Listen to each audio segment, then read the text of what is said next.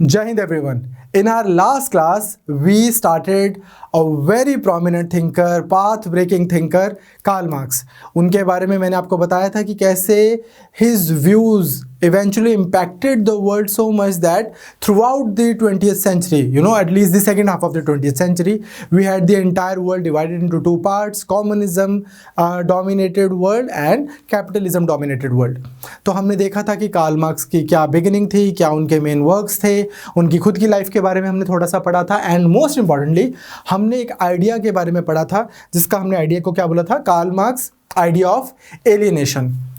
उस आइडिया में अगर हम क्विकली रिकैप करें, मैंने आपको बताया था कि his idea was inspired by Hegel's idea of alienation. Hegel ने एक आइडिया दिया था जहां पर उन्होंने ह्यूमन बीइंग्स का दिस वर्ल्ड से एलियनेटेड होने का रीज़न क्या बताया था. उन्होंने आइडियाज़ की प्लेन पे बात की थी हीगल ने कि बिकॉज जो पर्सन है उसमें रीज़न नहीं है और वो अपनी गॉडलीनेस से दूर होता जा रहा है, इसलिए वो एलियनेटेड है.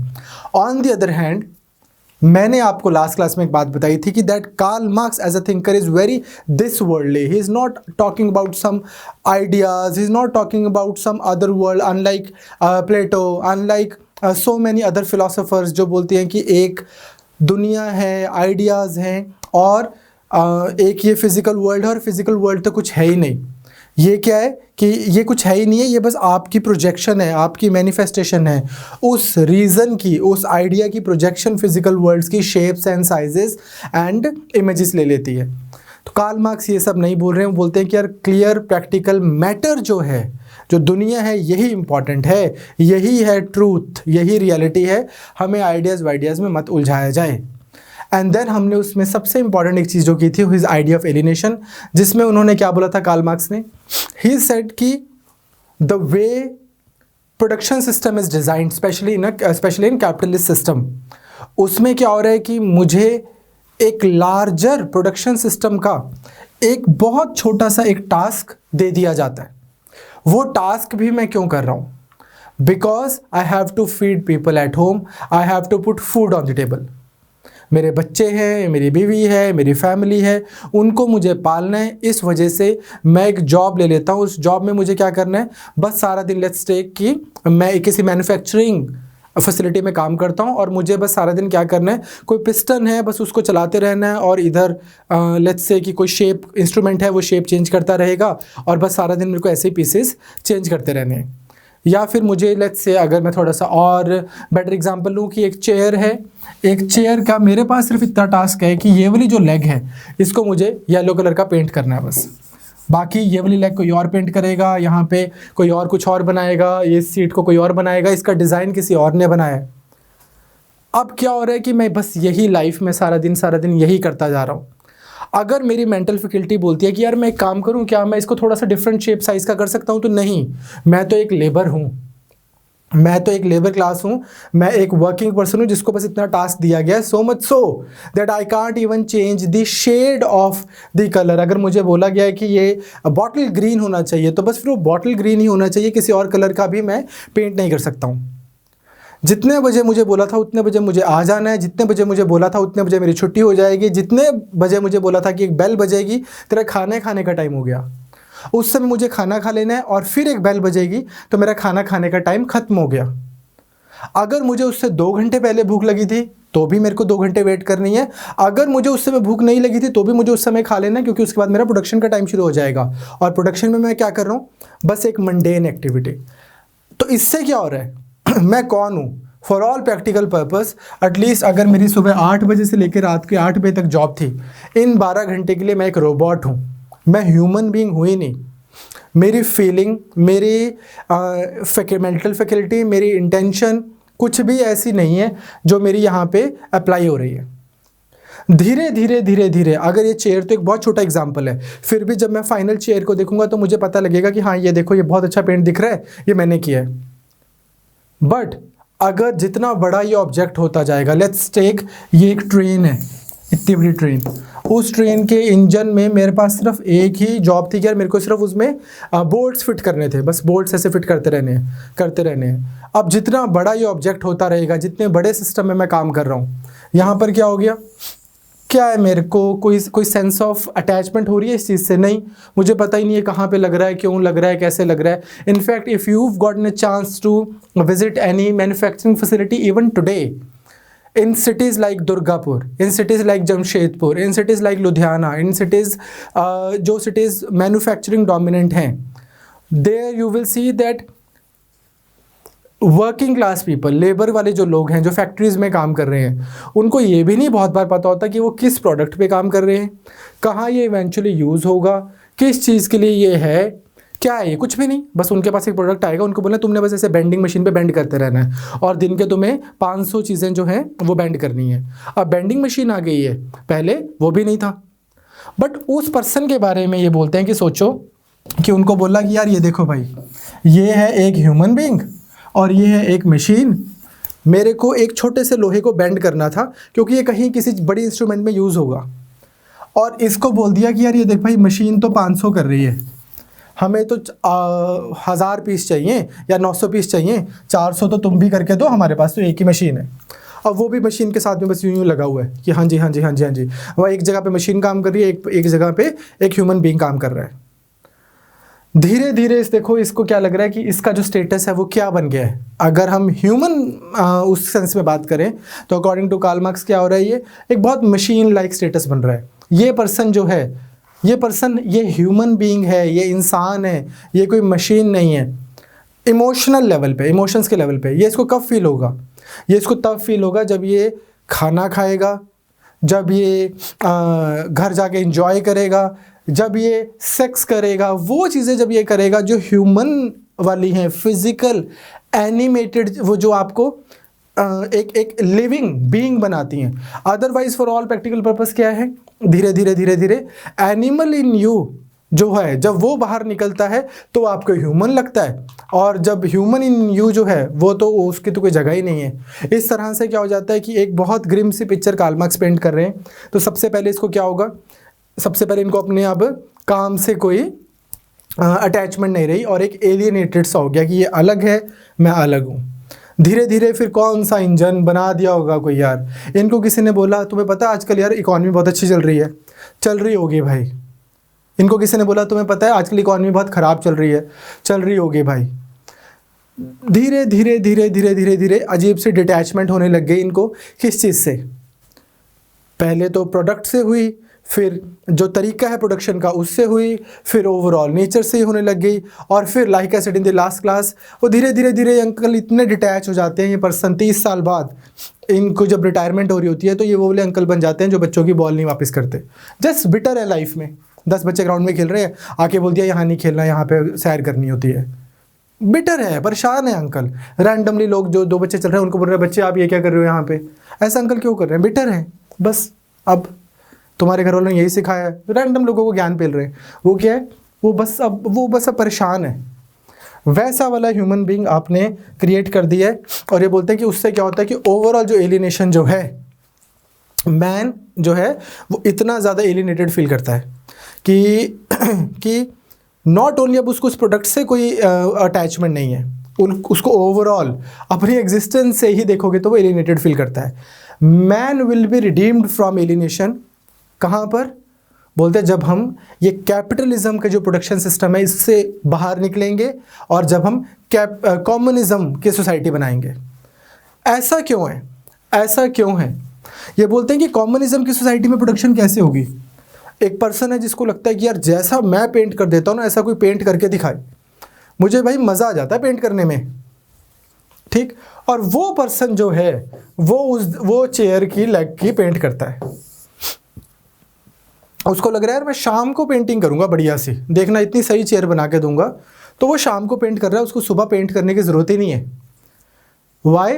बिकॉज उसको पता है कि यार as far as my needs are concern, as far as putting food on the table is concern, as far as feeding my family is concern, those things have been taken care of by the society.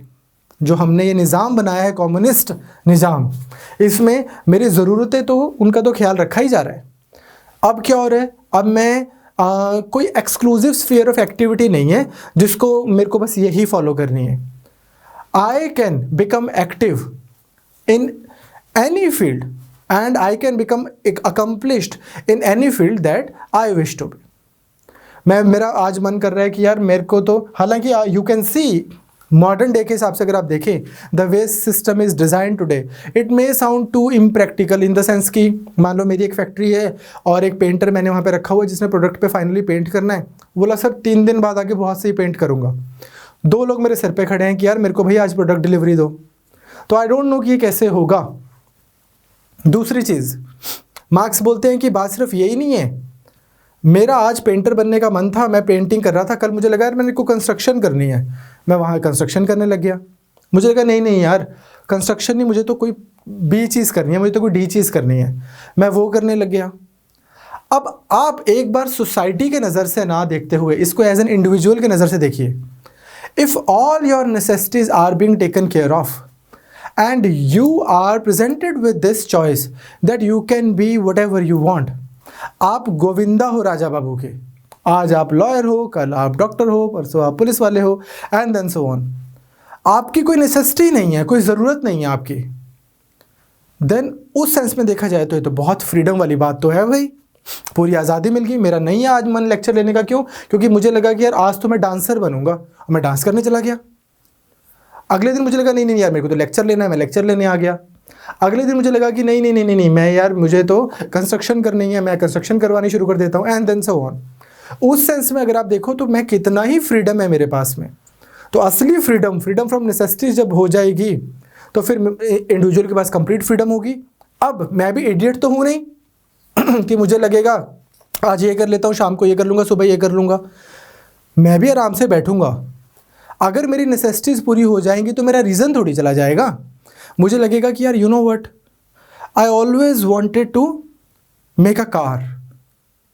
मुझे मेरे घर वालों ने carpet के business में बिठा दिया, या मेरी सोसाइटी ने मेरे को सिर्फ कारपेट की इंडस्ट्री में जॉब मिल रही थी, पर मैं तो कार बनाना चाहता हूँ। अब कार इंडस्ट्री में वो लोग काम कर रहे होंगे जो कार ही बनाना चाहते हैं, लेकिन कोई ऐसा भी होगा जो ऑटोमोबाइल इंडस्ट्री में काम कर रहा है लेकिन उसको तो कारपेट्स में काम करना था। अब कारपेट इंडस्ट्री में वही लोग काम कर रहे होंगे जो कारपेट बनाना चाहते थे। वाई?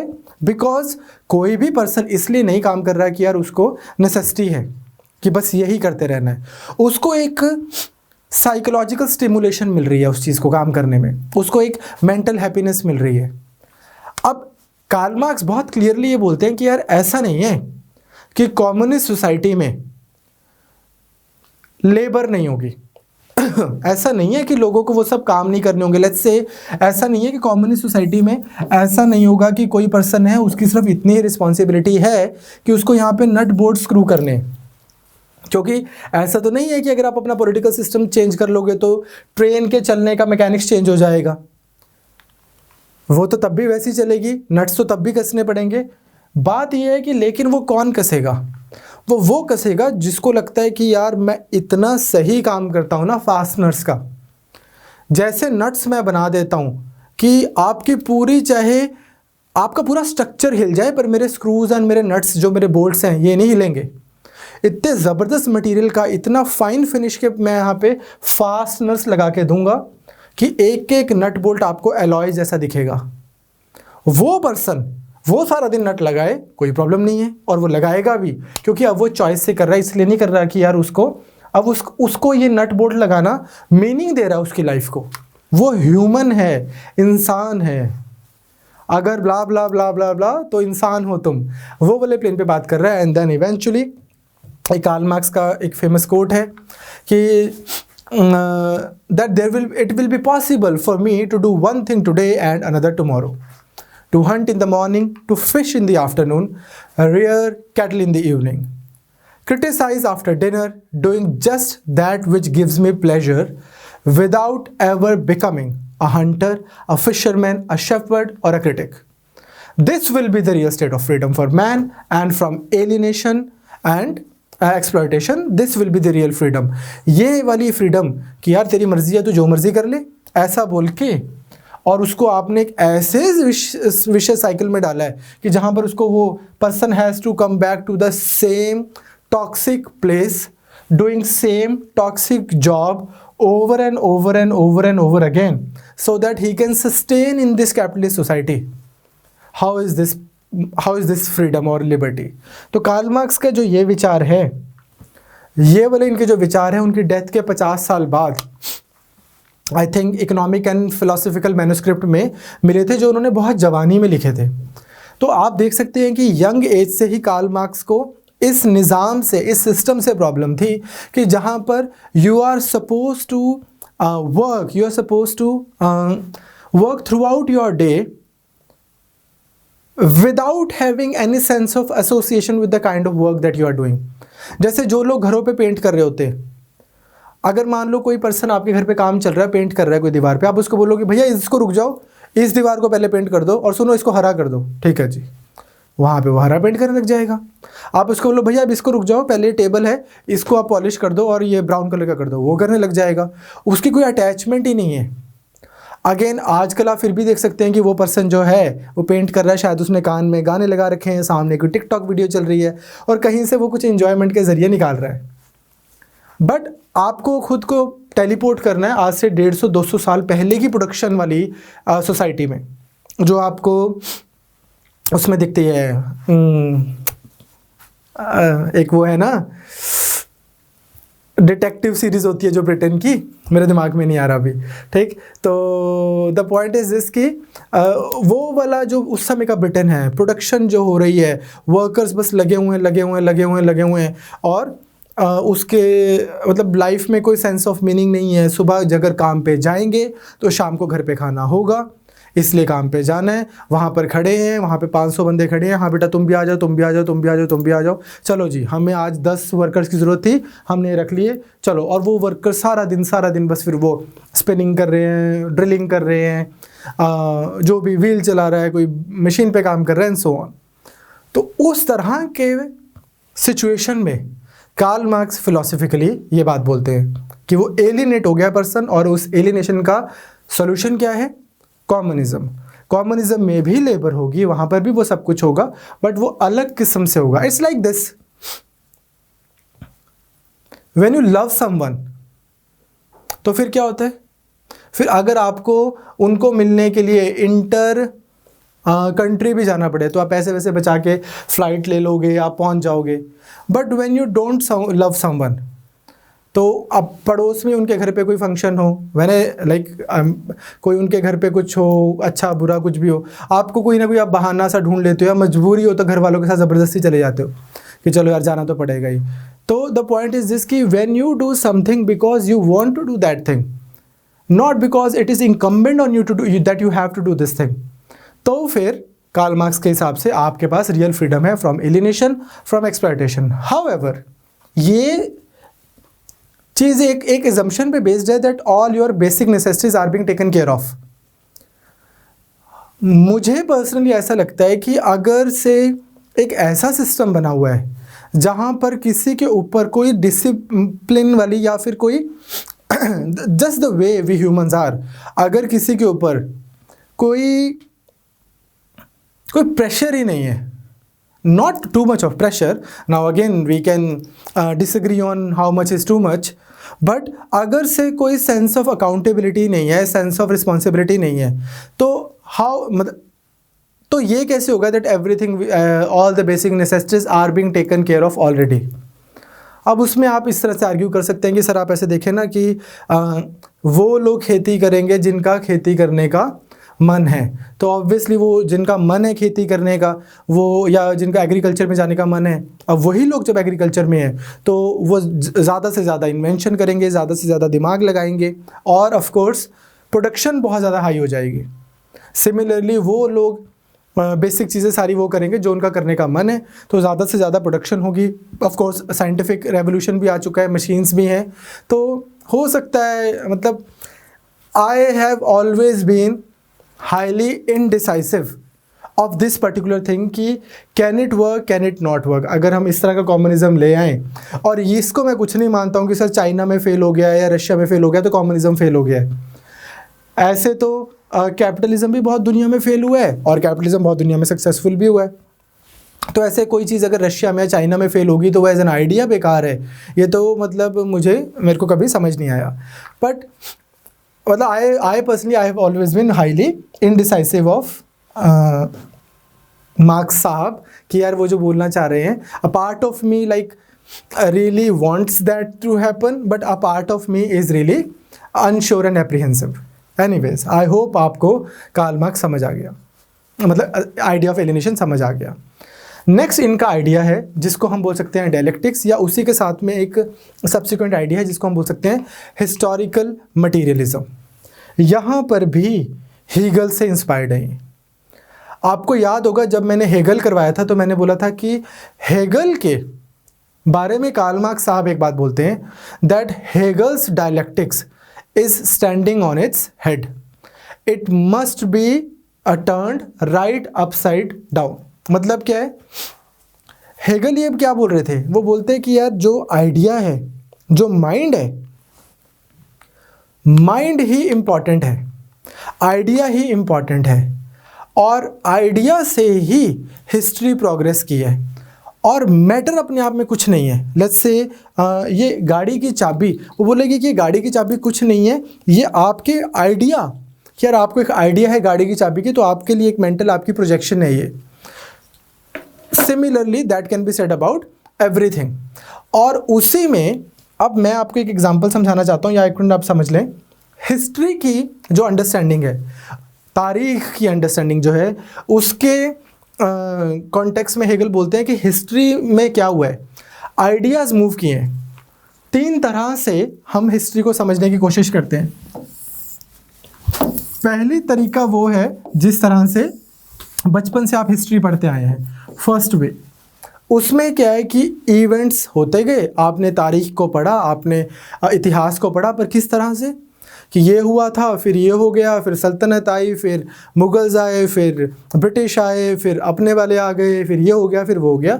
यहाँ पे आप क्रोनोलॉजी पढ़ रहे हो, I beg your pardon, chronology पढ़ रहे हो, आप क्रोनोलॉजी के हिसाब से पढ़ रहे हो कि 1757 में ये हुआ, 1883 में ये हुआ, 1906 में ये हुआ, 1947 में ये हुआ, एंड देन सो ऑन। एक तो ये है हिस्ट्री को पढ़ने का तरीका। दूसरे नंबर पे हमारे पास आते हैं हेगल साहब। हेगल साहब ने क्या बोला था कि यार ये तो है, ठीक है, ये जो भी होगा, वो बोलते हैं कि हिस्ट्री है क्या। बेसिकली हिस्ट्री में 2 आइडियाज़ क्लैश करते हैं। 2 आइडियाज़ हमेशा, आइडिया नंबर 1 और आइडिया नंबर 2, ये आपस में इनकी इंटरेक्शन जो होती है, हर चीज़ का एक मतलब यूनिटी ऑफ ऑपोजिट है। हर चीज़ जो है ना, उसका एक कुछ ऑपोजिट एग्जिस्ट करता है। दिन है तो रात है, सुबह है तो लेट्स से शाम है, अच्छा है तो बुरा है, कम्युनिज्म है तो कैपिटलिज्म है, ठीक, देश है तो लेट्स से ना देश होना है, एंड देन सो ऑन। आप बोलोगे सर कि ज़रूरी तो नहीं है कि हर चीज़ ऑपोजिट्स में एग्जिस्ट करे। जैसे फॉर एग्जांपल मेरा ऑपोजिट क्या है, ठीक, तो चेतन है तो ना चेतन है, ठीक, कि हर चीज़ का कुछ ना कुछ ऑपोजिट एग्जिस्ट करता है। तो ये बोलते हैं कि होता क्या है कि 2 चीज़ें जो हैं, 2 आइडियाज़ जो हैं एग्जिस्ट करते हैं। एक आइडिया होता है और एक दूसरा आइडिया होता है। उन दोनों के बीच में होती है फिर एक इंटरेक्शन, जिसको हम बोल रहे हैं डायलेक्टिक्स। वो जब डायलेक्टिक्स होती है तो इस आइडिया में भी कुछ 4 अच्छी चीज़ें होंगी, इस आइडिया में भी कुछ 4 अच्छी चीज़ें होंगी, इस आइडिया में भी 10 चीज़ें बुरी होंगी, इसमें भी 10 बुरी होंगी। तो जो वीकर आइडिया है वो पीछे रह जाता है, और थीसिस का एंटीथीसिस आता है, और फिर सिंथेसिस आगे चला जाता है। जो आगे गया वो क्या है, वो इन दोनों के जो स्ट्रॉन्ग, टेनेबल, रोबस्ट आइडियाज़ थे वो आगे मूव किए, और जो वीक आइडियाज़ थे वो हिस्ट्री में पीछे रह गए, और हिस्ट्री इसी तरह से एक नया आइडिया आ गया आपके पास। अब ये जो नया आइडिया है इसका भी एक एंटीथीसिस तैयार होता है, वो एंटीथीसिस दोबारा उनमें क्लैश होता है, and so on and so on and so on. तो हेगल बोलते हैं कि जो हिस्ट्री अभी तक रही है वो किस चीज़ की रही है, मूवमेंट ऑफ आइडियाज़ की। मूवमेंट ऑफ आइडियाज़ से मतलब क्या है, लेट्स टेक, अगर मैं आपको मॉडर्न डे में बोलूँ, पिछले 100 साल में पॉलिटिकल सेंस में एक बात बोलूं कि एक आइडिया है कैपिटलिज्म, दूसरा आइडिया है कम्युनिज्म। इन दोनों आइडियाज़ की लेट्स से फाइट होती है। जब इन दोनों आइडियाज़ की फाइट होती है तो कभी लगता है कैपिटलिज्म अच्छा है, कभी लगता है कम्युनिज्म अच्छा है, कैपिटलिज्म अच्छा है, कम्युनिज्म अच्छा है, नहीं यार ये लिबर्टी दे रहा है, नहीं ये इक्वालिटी दे रहा है, अरे ये स्टेट को एकदम कमज़ोर बना रहा है, ये स्टेट को बहुत स्ट्रॉन्ग बना रहा है, ये लोगों का भला कर देगा, ये लोगों का भला कर देगा। इस तरह से फाइट होती है। Although it is too early for us to come to any conclusion, पर नॉनदलेस जैसे एक फ्रांसिस फुकुयामा है जो बोलते हैं कि इस तरह से आइडियाज़ जो है हिगल साहब ने बोला था क्लैश करते हैं, और अब क्या हुआ है, एंड ऑफ हिस्ट्री हो गया है, एंड ऑफ आइडियोलॉजी हो गया, क्योंकि फाइनली रशिया के टूट जाने के बाद हमने बोला कि कैपिटलिज्म जीत गया। अब for a second, for argument sake आप ये बात मान लीजिए कि चलो जी ऐसा हो गया, तो कम्युनिज्म था और कैपिटलिज्म था, इन दोनों के बीच में लड़ाई हुई और थीसिस एंटीथीसिस, और एक नया 1992 तक एक सिंथेसिस हो गया जिसको हमने बोल दिया capitalism with so many features of socialist state. For example है तो कैपिटलिस्ट सोसाइटीज़ है लेकिन नेशनल मिनिमम वेज के कॉन्सेप्ट मिल जाएंगे आपको, है तो कैपिटलिस्ट सोसाइटी है लेकिन आपको बहुत सारे वैसे कॉन्सेप्ट्स मिल जाएंगे कि सरकार लोगों के लिए कुछ कर रही है, प्रोग्रेसिव टैक्सेशन लगाकर अमीरों से थोड़ा सा रीडिस्ट्रीब्यूशन करने की कोशिश कर रही है। अब ये हो गया आपका नया थीसिस एंटीथीसिस सिंथेसिस। अब सन 2002-3 तक आते आते ऐसा लग रहा है कि यार ये है आइडियोलॉजी, ये नया आइडिया है जिससे अब सोसाइटी आगे मूव करेगी, हिस्ट्री आगे मूव करेगी। लेकिन इतने में आप देखते हो कि इसको भी अमेरिका अगर इस आइडिया को लेकर आगे चल रहे हैं तो इस्लामिक फंडामेंटलिज्म से इसको चैलेंज हो जाता है, 9/11 हो जाता है, और फिर एक नया आइडिया निकल के आता है मुस्लिम उम्मा का। मतलब आइडिया पुराना है बट लेकिन एक चैलेंज आ गया, तो एक थीसिस हुआ, एंटीथीसिस हुआ, अब फर्दर एक सिंथेसिस होगा, and then so on and then so on and then so on. हो सकता है आगे जाकर एक आइडिया निकल के आए कि चलो ठीक है कैपिटलिस्ट सिस्टम होना चाहिए, प्राइवेटाइजेशन होनी चाहिए, पर होना क्या चाहिए जो सोशलिज्म था, मतलब again not like I am wishing anything, I am just saying समझाने के लिए कि होना क्या चाहिए कि चलो ठीक है कैपिटलिस्ट सिस्टम होना चाहिए, प्राइवेटाइजेशन होनी चाहिए, people should have enough freedom to do whatever they want to do, but जो सरकार की सोशलिस्ट रिस्पॉन्सिबिलिटीज़ हैं, people should have health, free affordable accessible available health, affordable accessible available education, affordable accessible available insurance and such things. तो वो आपने socialism से उठाया capitalism का आइडिया, एंड आपने इस्लाम या उनके उससे उठाया कि चलो एक सोसाइटीज़ ऐसी होनी चाहिए जहाँ पर ग्लोबलाइजेशन के नाम पर मैकडोनल्डाइजेशन नहीं हो रही, जो लोकल कल्चर्स हैं, लोकल रिलीजन्स हैं, अदर मुख्तलिफ किस्म के जो हमारे धर्म वगैरह हैं, सबकी रिस्पेक्ट होनी चाहिए। तो एक नए किस्म का आइडिया आ जाएगा, वो जो नए किस्म का आइडिया आएगा उसका एक काउंटर आइडिया आ जाएगा। तो इस तरह से सोसाइटी आगे बढ़ती है। तो हेगल साहब क्या बोल रहे हैं कि आप पीछे की भी अगर आप हिस्ट्री को देखेंगे तो क्या हुआ है, मूवमेंट ऑफ आइडियाज़ है। ये हेगल साहब का ऐसा वाला डायलेक्टिक्स है। बट अब जो मार्क्सिस्ट है या मार्क्स है, मार्क्सियन डायलेक्टिक्स जो मटेरियलिज्म है, डायलेक्टिकल मटेरियलिज्म, ये it was actually developed by angles and it had 3 dimensions, जो हमने पुरानी क्लास में डिस्कस की थी। सबसे पहले हमने क्या बोला था, यूनिटी ऑफ ऑपोजिट्स, कि एक चीज़ है उसकी ऑपोजिट है और उनके बीच में एक 2 चीज़ें ऐसे एग्जिस्ट करती हैं। Second, negation of negation, untenable ideas पीछे रह जाते हैं, and then quantity changes into qualitative change. तो मार्क्स साहब क्या बोलते हैं, मार्क्स साहब बोलते हैं हिस्ट्री में ऐसा नहीं हुआ, ये आइडियाज़ वाइडियाज़ कुछ नहीं है। हेगल साहब ऐसा अब ये सुनने में तो आपको ठीक लगा होगा जब मैंने हेगल का आइडिया बोला। मार्क्स साहब क्या बोल रहे हैं, ये बोल रहे हैं कि देखिए जनाब, हिस्ट्री में मूवमेंट ऑफ आइडियाज़ आपको दिख रही है और आप बोल रहे हो कि जो तुम्हें मैटर दिखता है ना कि इसके पास ये हो गया, फिर ये बन गया, फिर ये बन गया, ये तो आप लोगों की एक प्रोजेक्शन है, पर एक्चुअल में तो आइडियाज़ मूव किए हैं। ये बोलते हैं ऐसा नहीं है। मार्क्स साहब बहुत क्लियरली बोलते हैं कि मैटर जो है वो कोई ऐसा नहीं है कि आइडिया प्राइमरी है और मैटर सेकेंडरी है। Marx holds that the material and the ideas are not only different and opposite, ये यूनिटी ऑफ ऑपोजिट भी तो एग्जिस्ट करते ही हैं, बट मटेरियल इज प्राइमरी। वो ऐसा कैसे बोलते हैं, वो बोलते हैं कि मैटर जो है, मैटर प्राइमरी है, आइडिया प्राइमरी नहीं है। This is so because matter can exist without mind, but mind cannot exist without matter. Do you agree? कि हिस्ट्री में अगर आप देखोगे तो बोलेंगे कि माइंड कैसे बना है, आइडिया कैसे आया है, मैटर के थ्रू ही आया है ना। मैटर तो एग्जिस्ट कर सकता है without idea, without mind, but क्या माइंड एग्जिस्ट कर सकता है विदाउट मैटर? तो वो बोलते हैं कि historically mind has developed out of matter, so in this way Marx completely inverted the Hegelian idea कि यार आइडिया इंपॉर्टेंट है और मैटर एक सेकेंडरी चीज़ है, ये कुछ होता ही नहीं है, ये तुम्हारे मेंटल प्रोजेक्शन है। बोलते हैं ऐसा नहीं है, यही रियल है और आइडिया इस पर डिपेंडेंट है, आइडिया सेकेंडरी है। So idea is secondary for marks, idea is secondary and matter is primary. अब इसमें मार्क्स साहब क्या बोलते हैं? मार्क्स साहब बोलते हैं कि भाई देखो डायलेक्टिक्स तो हुआ है, लेकिन किस चीज़ का हुआ है? मैटर का हुआ है। कि मैटर किसके पास है, मतलब इन द सेंस कि whole course of human history जो है is explained in terms of production की पावर्स किसके पास रही हैं, modes of production and exchanges किसके पास रही हैं। उसमें मार्क्स साहब बोलते हैं कि आपको अगर हिस्ट्री देखनी है तो आप ऐसे देखें, सबसे पहले हमारे पास था प्रिमिटिव कम्युनिज्म, काफ़ी करीब है प्रिमिटिव कम्युनिज्म रूसो वाली जो हमने बात की थी कि मैन था एक नोबल सैवेज था, कोई प्राइवेट प्रॉपर्टी नहीं थी, कम्युनिज्म में बंदे रह रहे थे मस्त, कॉमन ओनरशिप थी, कॉमन यूज़ होता था। धीरे धीरे धीरे क्या हुआ कि कुछ लोगों को लगा कि यार हम आओ जरा थोड़ा सा साथ वाले ट्राइब पे अटैक करते हैं, ज़रा उनकी भी चीज़ें ले लेते हैं। तो प्रोडक्शन पहले स्टार्ट हुई और थोड़ी, और फिर लगा कि चलो यार ये हथियार तो आ ही गए हैं, साथ वाली ट्राइब की हम चीज़ें ले लेते हैं, उन पे अटैक किया, जो वीक थे उनको हरा दिया और उनको अपना स्लेव बना लिया। फिर इस सोसाइटी में भी क्या हुआ कि जो थोड़े कमज़ोर थे उनको बोला तुम चुपचाप ये काम करो, और धीरे धीरे वो स्लेव बन गए। तो प्रिमिटिव कम्युनिज्म के बाद स्लेवरी आ गई।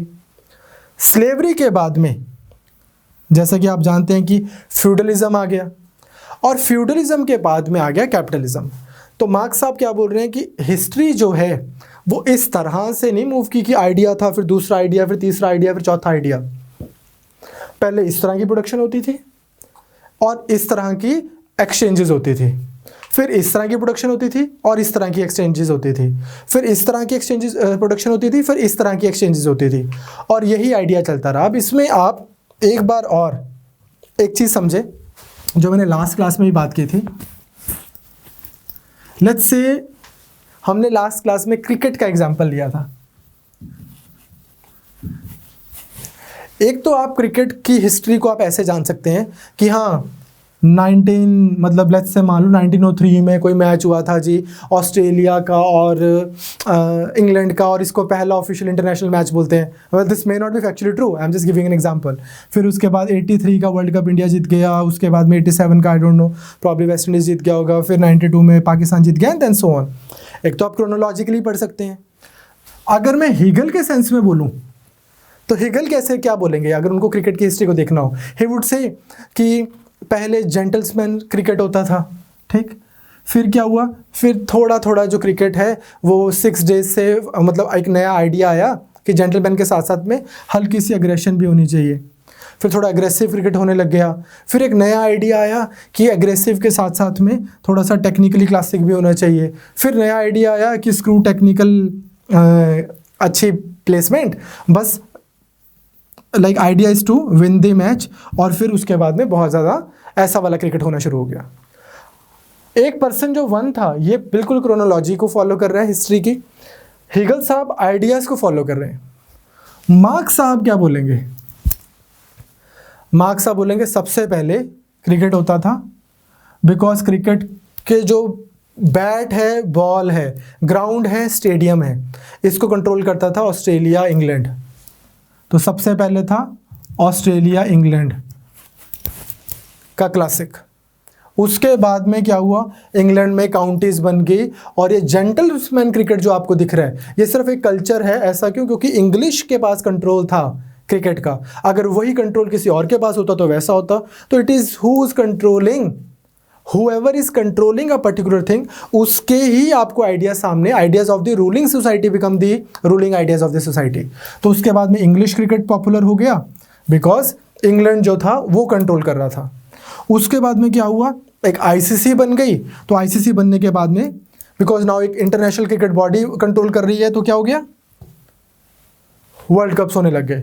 एंड फाइनली मतलब इस तरह से अगर हम इसको मैं लॉन्ग स्टोरी कट शॉर्ट करूं कि BCCI becomes the richest board in the world. तो अब क्या होता है, आईपीएल होता है।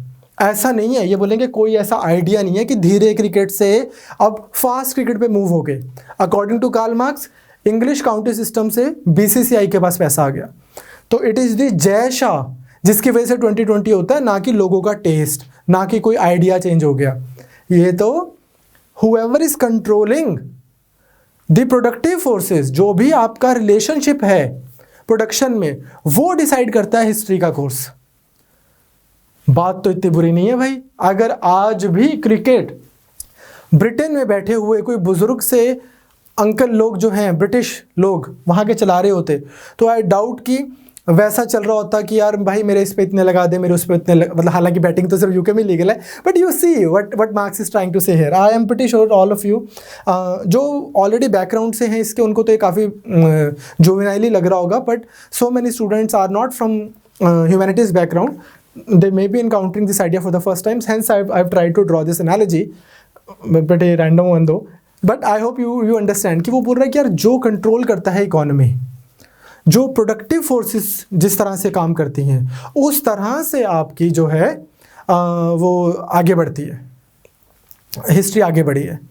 अब यहीं पर मार्क्स साहब का एक और आइडिया भी है, ये बोलते हैं हिस्ट्री देख ली, it is not the idea that is moving, it is the matter, economic forces, production, ठीक, machines, tools, factories, labor power, यहाँ पे भी वैसे ही advertising, cricket, bat, ball, stadium, this, that, जिसके पास वो है वही कंट्रोल करेगा। बीसीसीआई ने तो प्रूव करके दिखाया है, इंटरनेशनल मैचेस कैंसिल हो जाते हैं क्योंकि बीसीसीआई ने आईपीएल करवाना है, तो बात तो इतनी बुरी नहीं है, ठीक। नाउ लेकिन अब एक बात आती है बहुत ज़बरदस्त। मार्क्स साहब बोलते हैं कि now that I have proved it that history जो है वो कैसे मूव की है, प्रोडक्शन फोर्सेस के हिसाब से। अब history of the hitherto societies have been the histories of class struggle. बहुत ज़बरदस्त कॉन्सेप्ट यहाँ पे मार्क्स साहब इंट्रोड्यूस करते हैं। मुझे लगता है one of the finest concept जो यहाँ पे इंट्रोड्यूस करते हैं, वो मतलब इतना बड़ी रियलिटी है, इतनी बड़ी रियलिटी है कि मुझे लगता है कि पूरी पॉलिटिकल फिलॉसफी में ये पर्टिकुलर चीज़ सबसे ज़्यादा क्लोजेस्ट टू रियलिटी है। ये क्या बोलते हैं कि हिस्ट्री में अगर आप देखोगे, not this history of hitherto society, the class consciousness जिसकी मैं बात करूंगा, class consciousness is the most primary consciousness according to me. ये बोलते हैं कि भाई साहब सुनो, प्रिमिटिव कम्युनिज्म था, क्लासलेस से लोग थे, सब लोग इकट्ठे रह रहे थे, जैसे प्रॉब्ली आई एम अज्यूमिंग कि अगर आप अंडमान निकोबार वगैरह में जाओगे तो जैसे जरावाज रह रहे होंगे। ये बोलते हैं इसके बाद में क्या हुआ, एंशियंट सोसाइटीज़ में, ancient Greece and all that, वहाँ पे क्या हुआ, जब स्लेवरी का निज़ाम आया, जब स्लेवरी वाली सिचुएशन आई, वैसे वाली सोसाइटीज़ बनी, तो क्लास बन गई दो, एक बन गई मास्टर्स की और एक बन गई स्लेव्स की। क्लियर? और इनके बीच में है स्ट्रगल। आपने रोमन हिस्ट्री में पढ़ा होगा, कभी स्पार्टकस रेवोल्यूशन हो गया, कभी कोई और रेवोल्यूशन हो गया। इनफैक्ट अगर हम बात करें इवन जीसस क्राइस्ट की, प्रॉफिट जीसस की भी अगर हम बात करें, तो उनको भी हम बोलते हैं सूली पे चढ़ाया था। क्यों? One of the reasons was, हम मतलब बोलते हैं कि वो उस समय के जो छोटे वो था, इकोनॉमिकली जो वीकर तबका था, जो गरीब ज्यूस थे, मतलब ज्यूस की भी बहुत सारी कैटेगरीज थी, एक जो रोमन एम्परर्स के साथ थे, एक कोई वो जिनको हम बोलते हैं, अगेन एक तो इतनी मेमोरी की प्रॉब्लम हो जाती है मोनोलॉग में, एनीवेज, तो एक थे जो बहुत वायलेंट होते थे, तो एक थे जो थोड़े गरीब होते थे, तो उनके लिए वो बोलते थे। और फिर रोमन्स को लग रहा है कि यार आज ये जूस के लिए बोल रहे हैं, कल को ये स्लेव्स के लिए बोलेंगे, तो इसलिए रोमन्स को, जो रूलिंग क्लास है, उनको प्रॉब्लम हो रही है। तो सिर्फ जीसस क्राइस्ट से नहीं, जो भी कोई स्लेव्स की बात करेगा उससे प्रॉब्लम हो रही है। तो मास्टर्स और स्लेव्स के बीच में चल रहा है एक डायलैक्टिक्स, दो physical forces trying to gain control of production, जो है प्रोडक्शन वाली फोर्सेस, इनके बीच में इनका चल रहा है डायलैक्टिक्स। इसके बाद में धीरे धीरे धीरे एंशिएंट ग्रीस की जो सोसाइटी है या एंशिएंट सोसाइटी है, ये आगे बढ़ी। हम देखते हैं कि कैसे जो स्लेवरी के निज़ाम पे जो बेस्ड सोसाइटीज़ थी, धीरे धीरे वहाँ पर क्या आने लग गया, जागीरदारी सिस्टम, फ्यूडलिज्म आने लग गया। फ्यूडल सोसाइटी में क्या हो गया, अगेन अगर आप अगेन रोमन्स की ही बात करें, तो या पहले रोमन की अगर हम बात करें तो प्लेबिनियन, प्लेबिसियन, ऐसे करके हम वर्ड्स यूज़ करते हैं। कुछ लोग थे जो गरीबों के हक की बात करते थे और कुछ लोग थे जो एरिस्टोक्रेटिक क्लास के थे। इन दोनों के बीच में कॉन्ट्रडिक्शन होने लग गई। इसके बाद में जब फ्यूडलिज्म आ गया तो क्या हो गया, feudal lords and the serfs. In fact अगर हम प्रॉफिट मोहम्मद जी की बात करें, हुजूर पाक की बात करें अगर हम, तो आप ऐसा माना जाता है, मैंने कहीं सुना है, पढ़ा है, अगर ऐसा ट्रू नहीं भी हो तो भी बहुत इंस्पायरिंग है। वो बोलते थे कि उस समय के जो फ्यूडल लॉर्ड्स होते थे वो बड़ी बड़ी मूछें रखते थे, तो मोहम्मद साहब ने मूछें नहीं रखी थी सो दैट कि वो यही एक मैसेज देना चाहते थे कि यार ये जो कॉमन लोग हैं, जो एक कॉमन लोग हैं, ये भी उसी एक ह्यूमन बींग्स हैं, उसी अल्लाह के बच्चे हैं ये भी सारे। सेकेंडली जैसे वो उन्होंने जब खुद वो मैनुअल काम भी किया, उन्होंने जब मस्जिद बन रही है तो उस समय वो अपना पजामा ऊपर थोड़ा सा उन्होंने किया होता है, जिसको हम ड्रेस कोड से एसोसिएट करते हैं, बिकॉज उन टाइमों में पजामा ऊपर कौन करेगा, थोड़ा सा अपनी पैंट्स को थोड़ा ऊपर कौन करेगा, जो मैनुअल काम कर रहा है। जो मैनुअल काम कर रहा है उसी के पैर गंदे होंगे। तो again he wanted to send this message across कि यार ये काम जो है, कोई भी काम को आप हिकारत की नज़र से ना देखें। Why is he saying so? Because पुराने टाइमों में अगर आप देखोगे मास्टर्स हो गए या फिर रोमन एरिस्टोक्रेटिक क्लास हो गई, जो भी, इनफैक्ट अगर हम अरब वर्ल्ड की भी बात करें, जो भी लोग फिलॉसफी करते थे, फलसफा करते थे, दिमाग का काम करते थे, वो मैनुअल लेबर को हिकारत की नज़र से देखते थे विद दिस कॉन्डरस्टैंडिंग एटीट्यूड। सो हमारे पास कितनी सारी ऐसी हिस्ट्री में चीज़ें हैं। एनीवेज, लेकिन यहाँ पर भी क्या हो रहा है, लॉर्ड्स और सर्फ्स के बीच में एक कॉन्फ्लिक्ट है, मोड्स ऑफ प्रोडक्शन को लेकर, कंट्रोल को लेकर। इसका एक सिंपल सा आप कॉमन सेंस लगाएं। अगर आप बहुत बड़े बिजनेसमैन हैं या नहीं भी हैं, आप सिर्फ बिजनेसमैन हैं और नीचे वर्कर्स हैं, ये सब वर्कर्स और ये बिजनेसमैन क्या चाहेगा कि उसका प्रॉफिट बढ़े। उसका प्रॉफिट कैसे बढ़ेगा? या तो उसका प्रोडक्ट महंगा बिके या फिर उसकी कॉस्ट नीचे आए। उसकी कॉस्ट नीचे कैसे आएगी? जब वर्कर्स की सैलरीज कम होंगी एंड वर्कर्स की एंटाइटलमेंट्स कम होंगी। वर्कर्स को क्या लगेगा कि उनकी सैलरीज बढ़े। अब उनकी सैलरीज एसेंशियली कहाँ से आएंगी? अगर बिजनेसमैन का है तो प्रॉफिट कम हो, या फिर उसी प्रॉफिट में वो ज़्यादा मतलब उस प्रॉफिट से वो नीचे सैलरीज बढ़ा के शेयर करे। So you will see that essentially there is this tension going on, and this is according to Marx history की एक मूविंग फोर्स रही है कि शुरू में मास्टर्स और स्लेव्स के बीच में एक essentially irreconcilable सी चीज़ चली आ रही है और उनके बीच में ये सो कॉल्ड ये लड़ाई चलती आ रही है। उसके बाद में जब हमारे पास में रोमन निज़ाम आता है, प्लेबिनियन, प्लेबिसियन, उसके बाद में फ्यूडल लॉर्ड्स एंड सर्व्स, और ये चीज़ अपने पिनेकल पे कब है? मार्क्स साहब बोलते अब सबसे ऊपर है। क्यों बोलते कि अब है कैपिटलिस्ट सोसाइटी और चेतन शर्माज ऑफ द वर्ल्ड, अब है कैपिटलिस्ट और वर्कर्स।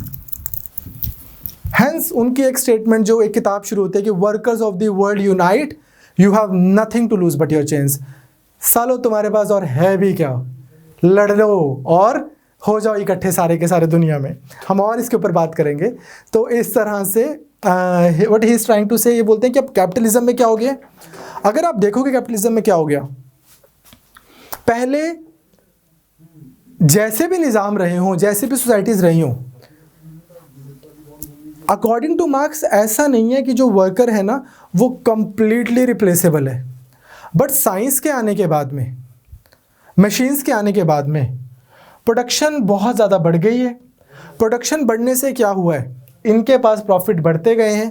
प्रॉफिट बढ़ने से क्या हुआ है, यहाँ पे धीरे धीरे अभी मैं अगली क्लासेस में बात करूँगा आपसे idea of surplus value and all that. But वो क्या बोलते हैं, इससे क्या हो गया, इससे इनकी नेगोशिएशन पावर कम हो गई है। आप कोई ये नहीं काम करेगा इस रेट पे तो दूसरा कर लेगा, बाहर हमें फैक्ट्री के लिखना ही है, हेल्पर चाहिए 10, ऐसा मार्क्स साहब बोलते हैं। ठीक, तो अब इसमें लेकिन यहाँ पे उन्होंने किस चीज़ की बात कर दी, उन्होंने बात कर दी कि यार हिस्ट्री में आइडियाज़ नहीं, आइडियाज़ का मूवमेंट हिस्ट्री नहीं है। क्या है हिस्ट्री? ये मैटर, इकोनॉमी, प्रोडक्शन, ये किसके कंट्रोल में रही हैं, ये कैसे मूव की हैं, ये हिस्ट्री है। और उसमें उन्होंने पूरे एग्जाम्पल भी दे दिए। लेकिन अब यहाँ पे उनकी एक स्टेटमेंट आती है कि history of the hitherto societies have been the history of class struggle. Class struggle की हम बात करेंगे, पर मैं एक छोटी सी चीज़ आपको बस समझाना चाहता हूँ थ्योरी ऑफ क्लास वॉर के ऊपर। ये जो है ना, the understanding of the concept of class, आपने एक वर्ड सुना होगा क्लासिफिकेशन। क्लासिफिकेशन का ही छोटा वर्ड है क्लास, छोटा करके बोल दिया। ये वो वाला नहीं है कि आज इसकी क्लास लेनी है भाई बंदे की, वो अलग है, ठीक। तो the concept of class is central to Marxian philosophy. यहां पर आज मैं अगर आपसे पूछूं कि आप अपने आप को क्या मानते हैं, आप बोल सकते हो सर मैं अपने आप को एक, अगर से मैं अपनी बात करूं, पर्सनली मैं अपनी बात करूं, मैं कितनी सारी आइडेंटिटीज कैरी कर सकता हूं। I am Punjabi and Haryanvi mix guy, ठीक। I am an Indian, I am a Hindu, I am a Brahmin, I am a South Asian, and then so on and then so on and then so on. कितनी सारी identities जोड़ी जा सकती है मेरे साथ। Marks साहब बोलते हैं ये सब बेटा तुम्हें खुश रखने के लिए आइडेंटिटीज मिली हैं। उसके ऊपर भी वो फर्दर आगे आगे आगे बहुत कुछ बोलते हैं, जिसमें हम शॉर्टली बात करते हैं।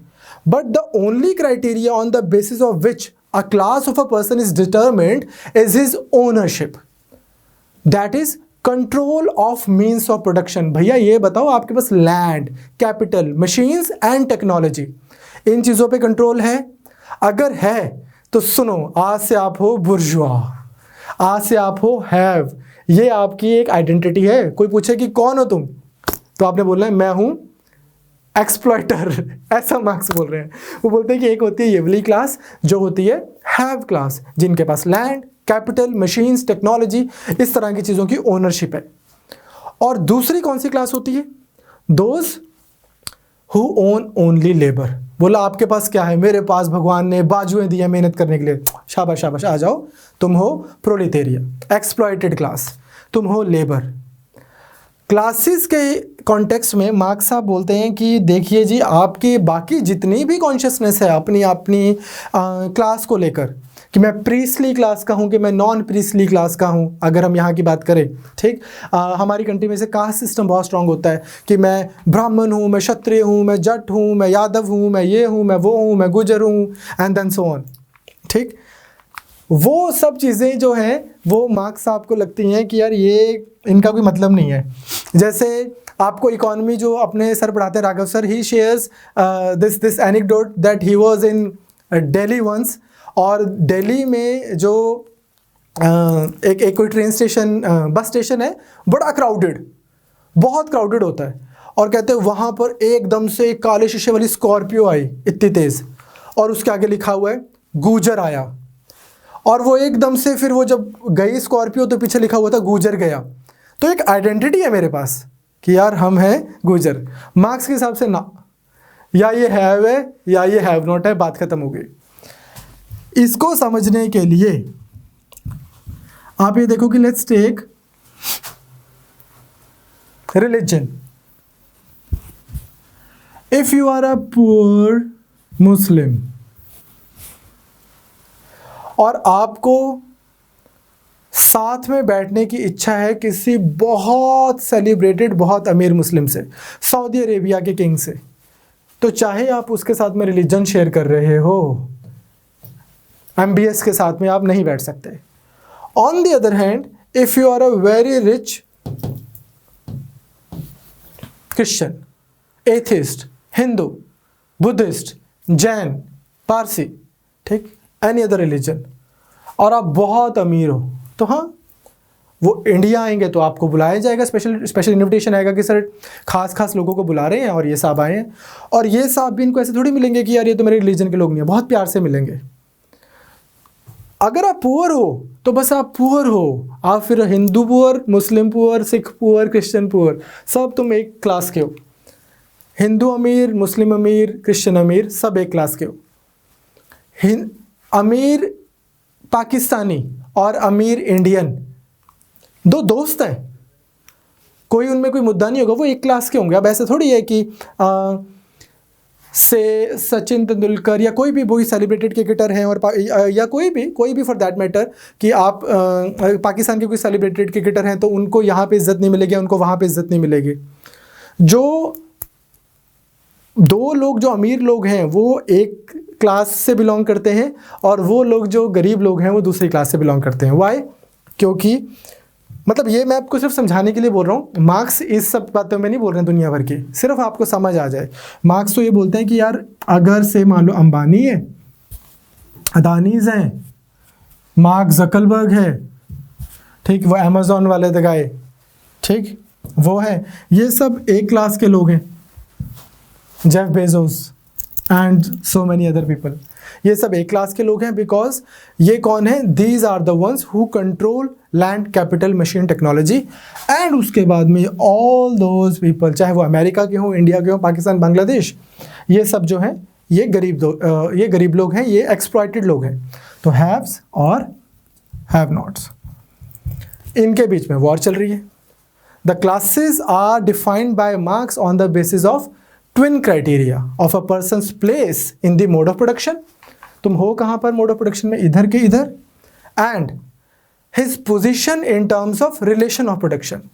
अब अगर कैपिटलिज्म है और तुम हो वर्कर क्लास तो तुम हैव नॉट हो, फ्यूडलिज्म है और तुम हो सर्फ तो तुम हो हैव नॉट, एंशिएंट सिस्टम चल रहा है, स्लेवरी का निज़ाम है और आप स्लेव हो तो आप हो have not, and likewise the lack of ownership of means of production, the lack of property and the immediate need to get work, कि भाई कोई काम दिलवा दे यार, घर पे बहुत ज़रूरत है, this immediate need to get work, ठीक, कुछ कॉन्क्रीट लेबर से मेरे को कुछ काम बता दे यार, कुछ काम कर लूँगा मैं, कुछ भी काम कर लूँगा, that makes you a one from the proletariat class। फिर आपने फीलिंग नहीं लेनी कि यार असीता जट है, आपको जॉब चाहिए, नहीं तो घर नहीं चलेगा, आप गरीब हो, बात खत्म। Since class is based on ownership, ठीक, तो उससे क्या होगा कि ये जो क्लास डिफरेंसेस हैं ये आपको साफ दिख जाएंगे प्रॉपर्टी ओनरशिप से। जिसके पास, जो लैंडेड क्लास है, जो जिनके पास प्रॉपर्टी है वो, और जिनके पास प्रॉपर्टी नहीं है वो। तो इस तरह से अगर आप देखोगे तो इसी में कम्युनिस्ट मैनिफेस्टो में एक एंगल्स की स्टेटमेंट है, बहुत इंपॉर्टेंट स्टेटमेंट मानी जाती है। The history of all hitherto existing societies is the history of class struggle. ये जो क्लास कॉन्फ्लिक्ट है यही एक रियल ड्राइविंग फोर्स रहा है ह्यूमन हिस्ट्री में। तो कम्युनिस्ट मैनिफेस्टो में मार्क्स एंगल्स बोलते हैं कि history of all hitherto existing societies is the history of class struggle. की यार ये रही है हिस्ट्री तो आपकी कि ये क्लास स्ट्रगल की, आप प्रोडक्शन के उसमें प्रोसेस में आप कहाँ पर खुद को पाते हैं। तो अगर आप इधर वाली साइड हैं तो आप बुर्जुआ हैं, या इधर वाली साइड हैं तो आप हैव हैं, इधर वाली साइड हैं तो आप हैव नॉट हैं। रहा तो ये शुरू से ही ऐसा है, बट कैपिटलिस्ट सोसाइटी में जिस तरह से अब प्रोडक्शन हो रही है उसमें एक डिस्टिंक्शन है। वो क्या है? ये सेग्रीगेशन जो है ना, it is most clearer then ever. कहते हैं कि इतनी क्लियर डिस्टिंक्शन तो कभी हुई नहीं। कैसे? वो बोलते हैं वो सांप देख रहे हो, जो सांप के पास प्रॉफिट है, जो लंबी सी गाड़ी में आ रहे हैं और जो एक ऑर्गेनाइजेशन चला रहे हैं, जो एकदम सही, सब सही है उनका, ऐसा लग रहा है एटलीस्ट, और उनके लाइफ के क्राइसिस भी क्या है कि यार मेरे को एक ना बड़ा यॉट लेना है यार। वो पिछली बार ना वो 200 कमरे वाला जो यॉट था ना उसमें अच्छी पार्टी नहीं हुई, वो क्लियर दिख रहा है। और एक दूसरा पर्सन जो इनके पास काम कर रहा है 25 साल से, उसको पता है कि अगर वो आज लेबर पे नहीं आता तो आज के उसके पैसे भी कट जाने थे और आज शाम को उसको खाना नहीं मिलना था। ये 200 रुपये जो वो दिन में कमा रहा है, मतलब आज के हिसाब से बोल रहा हूँ, 300 रुपये जो दिन में कमा रहा है, यही उसके दिन डे टू डे लाइफ चला रही है। तो वो बोलते हैं कि बिकॉज इतना क्लियर हो गया तो class consciousness is more developed and class conflict is more acute. अभी आप देखते हैं किसान जो हैं या मज़दूर हैं वो इकट्ठे हो जाते हैं और वो फिर मॉडर्न डे में अगर हम इंडिया की बात करें कि कभी अदानी का कोई प्रोजेक्ट रोक देते हैं, अंबानी के कोई प्रोजेक्ट के खिलाफ काफ़ी वो शुरू हो जाती है। तो किसी ना किसी तरीके की, अब अंबानी थोड़ी नेसेसरली उनके पैसे लेके होंगे या अदानी, बट किसी ना किसी तरीके की क्लास कॉन्शियसनेस है जो कॉन्फ्लिक्ट को चैनलाइज कर देती है उस तरीके से। एक रिजेंटमेंट है जिसको निकलने के लिए कोई रास्ता चाहिए, कोई मैनिफेस्टेशन चाहिए और वैसे निकल जाती है। तो कैपिटलिज्म में क्या हो रहा है? बोलते हैं कि यार कैपिटलिज्म जो है according two marks and angles, ये कल्मिनेशन का पॉइंट है। ये हिस्टोरिकल एवोल्यूशन ऑफ क्लासेस और कॉन्फ्लिक्ट जो है उसमें ये कल्मिनेशन है कि बस ये पिनेकल रीच हो गया। डिस्टिंक्टिव फीचर यहाँ पर क्या है कि ये जो स्प्लिट है between two hostile camps, haves and have nots, ये जो है यहाँ पे इस स्प्लिट में अब ये डायरेक्टली एक दूसरे को फेस कर रहे हैं। एक तरफ खड़े हैं बुर्जुआ क्लास, एक तरफ खड़ा है प्रोलिटेरिया क्लास। बुर्जुआ एक हो गया कि फ्रेंच वर्ड फॉर से मिडिल क्लास, और से अगर आप थोड़ा और ओपन एंडेडली यूज़ करना चाहते हो तो प्रॉपर्टी वाले क्लास हो गया, और प्रोलिटेरिया हो गया वर्किंग क्लास। तो बोलते हैं कि हुआ तो शुरू से रहा है, ये हो तो शुरू से रहा है, master slave, feudal Lord Surf, हो तो शुरू से रहा है। अब क्या हो गया कि कैपिटलिस्ट एंड वर्कर, यहाँ पे एकदम फेस टू फेस हो गया। यहाँ पर फिर ये बहुत सारी और बातें करने के बाद क्या बोलेंगे कि workers of the world unite, you have nothing to lose but your change. तो आपको क्या करना है, आप लोगों को बहुत सारी अच्छी अच्छी बातें बताई हुई हैं कि जो भी तेरे साथ बुरा हो रहा है, तेरे आपके धर्म आपको सिखाते हैं। आपको याद होगा, आपने सुना होगा कि भगत सिंह एथिस्ट थे, why I am an atheist, and Lenin की किताब पढ़ रहे थे लास्ट टाइम पे।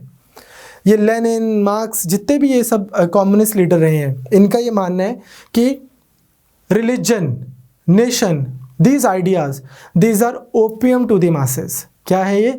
नशा है जो एक आम आदमी को दे रखा है कि बस खुश हो जाओ, शाबाश शाबाश शाबाश, पैशनेट फील करो, खुश हो जाओ, और ये बस एक हेलुसिनेशन वाली स्टेज में डाल रखा है जहाँ पे लोग बस नाचते रहते हैं विदाउट रियलाइजिंग कि यार वेट अ मिनट,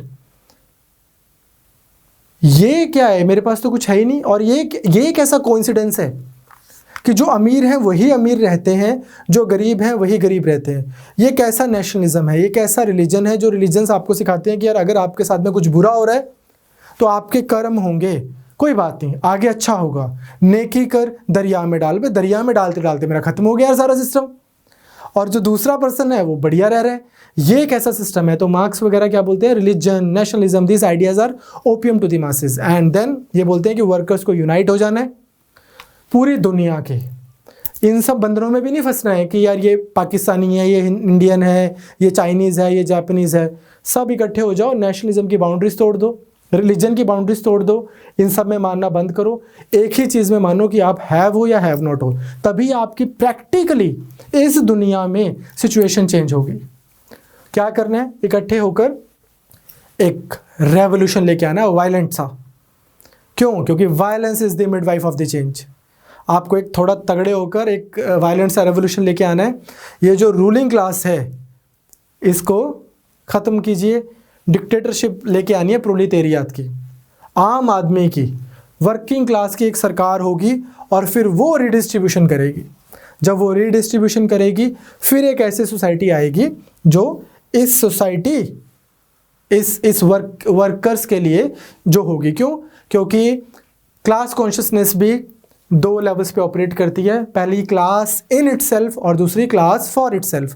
पहले तो आपको सबसे पहले ये समझना है कि यार जितनी मेरी बाकी आइडेंटिटीज़ है मुझे उतारनी है, जितनी मेरी और कॉन्शियसनेस जो मेरी चल रही है कि सबसे पहले मैं हिंदू हूँ, सबसे पहले मैं मुस्लिम हूँ, सबसे पहले मैं इंडियन हूँ, सबसे पहले मैं पाकिस्तानी हूँ, सबसे पहले मैं अमेरिकन हूँ, सबसे पहले मैं कॉकेशियन हूँ, सबसे पहले मैं हिस्पैनिक हूँ, जितनी भी आपकी आइडेंटिटीज़ है ये उतार के आपने बोलना है कि पहले मैं हैव नॉट हूँ,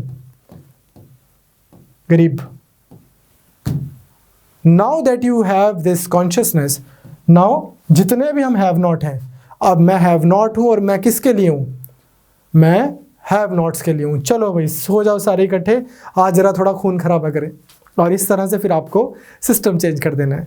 तो नेक्स्ट क्लास में हम क्रांति लेके आएंगे, देखेंगे कि इनका आइडिया ऑफ सरप्लस वैल्यू क्या है, इनका idea of vision of communist society क्या है, और इनका आइडिया ऑफ रेवोल्यूशन क्या है। Till then take care.